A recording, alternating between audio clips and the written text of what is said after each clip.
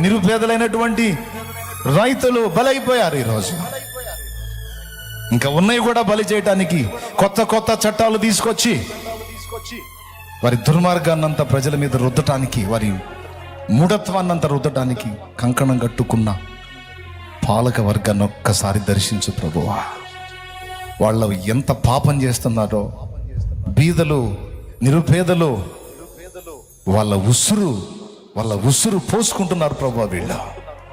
వాళ్ళ ఉసురు పోసుకుంటున్నారు.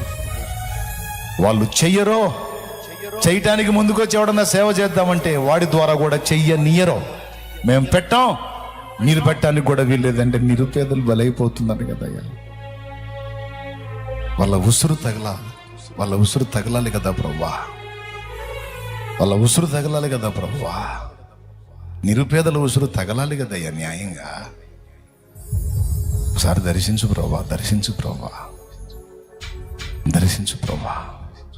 గళమెత్తి ప్రశ్నించిన వాళ్ళని ప్రాణాలు తీయటం, గళమెత్తి ప్రశ్నించిన వాళ్ళని టార్గెట్ చేయటం, గళమెత్తి ప్రశ్నించిన వారి మీద కేసులు పెట్టటం, చెరసాల పాలు చేయటం, అవకాశం ఉంటే లేనిపోని నేరాలు వారి మీద మోపి వాళ్ళని జైళ్ళ పాలు చేయటం, అబద్ధమైనటువంటి కేసులు కల్పించి లేవకుండా నాశనం చేయటానికి ప్రయత్నించటం దారుణంగా ఉంది ప్రభా. పరిస్థితులు ఒక్కసారి జ్ఞాపకం చేసుకో. ప్రార్థనే చేస్తున్నాం,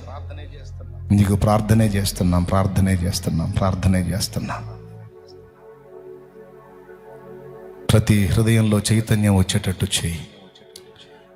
సామాజిక ఆధ్యాత్మిక చైతన్యం, రెండు చైతన్యములు ప్రతి గుండెలో రావాలి యేసు నామములో.